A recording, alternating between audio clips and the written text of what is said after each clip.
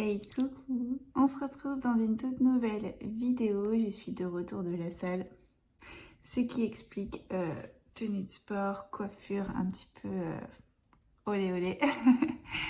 Mais on se retrouve pour une toute nouvelle vidéo et en rentrant du sport, je me suis dit, et si je faisais une vidéo sur les charges à l'entraînement, comment optimiser sa charge de travail pour avoir les meilleurs résultats possibles à l'entraînement.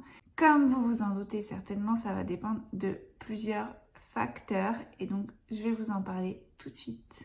You call me a saint, but you know I'm a stranger. Cette vidéo s'adresse aussi bien aux débutants qu'aux personnes un peu plus confirmées afin de pouvoir optimiser ton entraînement et donc tes charges de travail pour avoir les meilleurs résultats possibles. Si cette vidéo vous plaît, n'hésitez pas à lâcher un petit like, à la partager, ça me ferait super plaisir. Je vous remets ici juste mon compte Instagram où vous pouvez me suivre au quotidien. N'hésitez pas à aller y jeter un petit coup d'œil.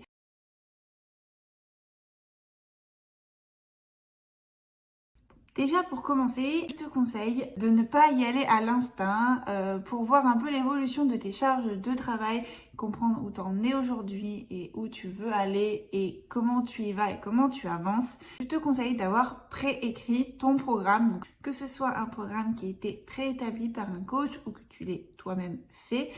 Je te conseille de l'avoir préparé avant d'y aller et également d'avoir un petit cahier pour noter en fait au fur et à mesure des semaines ton évolution sur tes charges de travail, sur tes répétitions, sur tes temps de repos, etc. Vraiment pour avoir un suivi, pour que tu puisses voir un petit peu ton évolution. Limite moi dans mon cahier, je note le nombre de répétitions que j'ai fait, à quelle charge de travail, avec combien de temps de repos et je note aussi une petite observation à savoir si ça a été facile ou pas et si je sens que la semaine prochaine je peux augmenter ou pas ma charge. Je mets un petit plus à côté pour me dire ben voilà, cette semaine j'ai eu assez facile à faire par exemple mon 4x10 à 10 kg développé militaire épaule, et bien je me mets un petit plus à côté en me disant ben voilà, la semaine prochaine je peux augmenter puisque cette semaine j'ai eu facile à le faire, donc je pourrais l'augmenter. Je me force en fait la semaine prochaine à me dire bah là je vais augmenter cet exercice là.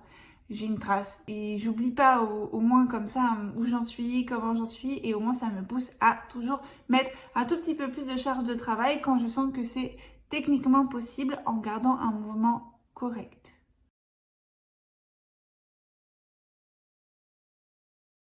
Lors d'un entraînement de musculation, que ce soit en salle ou que ce soit chez toi, tu as plusieurs variables, plusieurs facteurs qui vont rentrer en ligne de jeu dans ta séance. Ça va être le nombre de séries, le nombre de répétitions, le temps de récupération que tu vas mettre entre chaque série, également le tempo que tu vas mettre dans tes répétitions, ce qui va être lent, plutôt rapide, et également ta forme du jour. J'en passe des autres, mais pour moi, c'est les 5 facteurs les plus importants lors d'une séance de musculation et c'est ceux qui vont entrer en ligne de compte pour choisir ta charge à l'entraînement.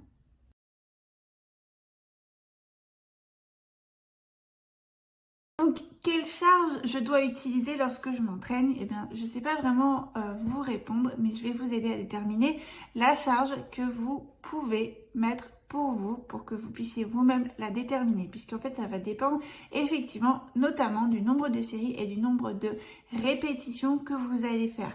Par exemple, si je fais un soulevé de terre, et que je fais 3 répétitions, je vais forcément pouvoir mettre plus de poids que si je fais des séries de 10 à 12 répétitions.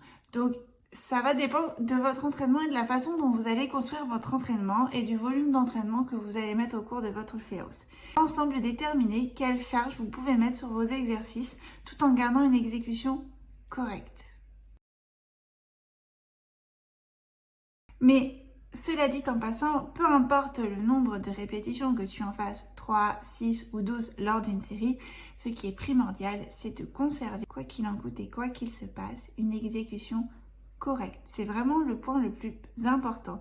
Ta charge de travail, il faut qu'elle soit adaptée pour que tu aies toujours une parfaite exécution.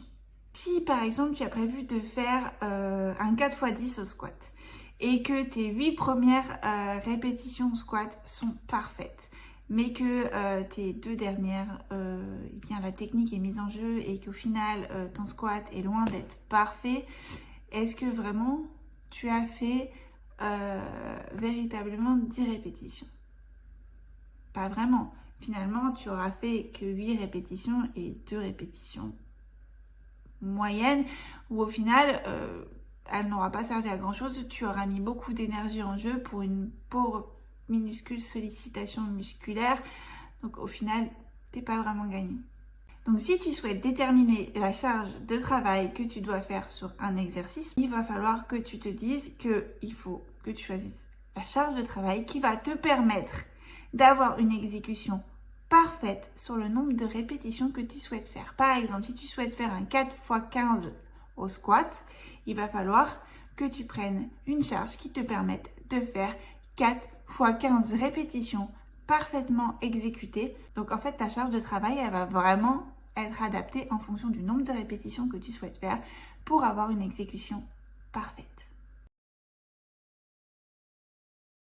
Je vais te mettre un petit exemple. J'ai demandé à mon ami Seb de nous faire un squat. Là, on a décidé de faire 5 répétitions, donc 4 x 5 répétitions. Donc là, il peut mettre une charge beaucoup plus lourde. Bon, pour la démonstration, on a mis une charge pas trop lourde pour effectivement vous montrer que à quoi ressemble un squat parfaitement exécuté. Donc là, on voit très bien que son squat est parfaitement exécuté, les lombaires sont bien placés, le dos est bien resserré, il a une trajectoire qui est parfaitement droite, orientée vers le centre des pieds et il vient pousser le sol avec ses pieds pour la remonter. Là, tout est parfait, son dos n'est pas arrondi, son dos est bien parfaitement cambré, il protège bien ses lombaires et il vient faire une sollicitation maximale au niveau des fessiers. Dans la seconde partie, je vous montre quand là, le poids commence à devenir trop lourd. On voit que son squat est pas du tout parfait. Le dos vient s'arrondir, ce qui désengage la sollicitation des fessiers et donc on ne fait plus vraiment ce pourquoi on avait initialement fait le squat. Initialement, on avait choisi de faire du squat dans le but de solliciter le muscle fessier. Et là, à partir du moment où le dos va s'arrondir, on désengage le fessier. Jusqu'à 5 reps, il a réussi à faire des reps propres à sa charge de travail. Les 2 dernières reps, elles sont pas parfaites. On a désengagé le fessier, on a arrondi le dos et du coup, finalement, il n'a pas fait cette répétition. Par exemple, il en aura fait que 5. Là, par exemple, on voulait faire un 4x5. Donc, cette charge de travail pour un 4x5 est parfaite. S'il avait voulu faire un 4x7, il aurait dû réduire la charge de travail pour faire cette répétition parfaitement exécutée. Vous voyez où je veux en venir? Je vais vous prendre un second exemple avec du soulevé de terre classique. Partir sur une base de 4 x 5 répétitions. Donc là, il a une charge de travail quelconque. Et on voit que le mouvement est parfaitement exécuté. Voilà, il y a une légère cambrure, il resserre bien les omoplates, il pousse bien le sol avec ses talons. Pas en cause ni en danger son dos. Il sollicite absolument bien les partie inférieure du corps. Donc on est parfait. Sur 5 répétitions, c'est sa charge de travail. À partir du moment où il a essayé d'aller à plus de 5 répétitions, on voit que son dos s'est arrondi, que ses épaules tirent en premier. On voit que c'est le dos qui part en premier et non pas les jambes. On souhaitait solliciter le bas du corps. Donc là, le but de l'exercice, il est plus bon en fait. Donc jusqu'à 5 répétitions, cette charge de travail lui convenait. Au-delà de 5 répétitions, cette charge de travail ne lui convient plus puisqu'elle ne sollicite plus du tout les muscles qu'on souhaitait travailler initialement. Là, on va solliciter le dos et non plus la partie bas du corps. Donc, vous voyez que cette charge est trop élevée. Dans ce cas, il faudra, si je souhaite faire un 4x7, réduire la charge de travail pour faire cette répétition parfaitement exécutée. Donc, le maître mot, c'est une exécution parfaite. Si ton exécution n'est pas parfaite sur l'ensemble de tes répétitions et de tes séries, c'est que la charge est trop lourde et donc dans ce cas, il vaut mieux baisser la charge pour travailler ton exécution et après remonter en charge. Si jamais, par exemple, à l'inverse, c'est trop facile, tu t'étais fixé à la base 4x7 répétitions à une certaine charge de travail à 100 kg par exemple et que c'est trop facile et que ton exécution est parfaite, là tu peux augmenter. Donc voilà, il va falloir que tu juges en fait en fonction de ton exécution, en fonction de ton nombre de répétitions. Il y a un autre facteur qui va énormément rentrer en ligne de jeu, c'est ton temps de récupération. Effectivement, si tu as 1 minute de récupération entre chaque série, tu vas déjà aussi pouvoir mettre moins lourd que si tu prenais 2 minutes ou 2 minutes 30. Après, ça, c'est en fonction de tes objectifs.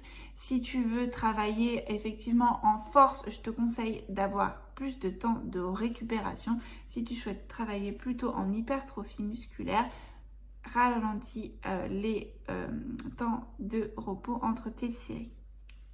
Il faut néanmoins que ce soit pas trop facile et que tu pédales pas dans la small. Il faut qu'au moins les 2-3 dernières reps soient musculairement un petit peu éprouvantes pour que tu aies la bonne charge de travail. Si jamais tu t'es dit, allez, je vais faire 4 fois 10 squats, 4 séries de 10 répétitions au squat, et que au final tu fais tes 4 fois 10 répétitions squat de manière vraiment facile et que tu avais de la marge pour en faire 4 fois 12 répétitions en gardant une exécution parfaite, c'est que tu peux aussi monter ta charge de travail. Donc en fait c'est à toi de juger, voilà, en fonction de ton nombre de répétitions, de tes séries et surtout de ta bonne exécution. C'est vraiment primordial parce que sinon tu ne vas pas solliciter les muscles que tu souhaites travailler au début. Tu risques même de te blesser en ayant des mauvaises exécutions d'exercice. Donc voilà, j'ai pas vraiment de solution miracle pour te dire que tu dois mettre 100 kg au squat par exemple. Ça va vraiment dépendre de tous ces facteurs que je viens d'énumérer. Donc voilà, je voulais faire une petite vidéo assez courte sur les charges à l'entraînement. J'espère que ce genre de vidéo te plaît. N'hésite pas à me le dire en commentaire et à lâcher ton petit like si la vidéo t'a plu.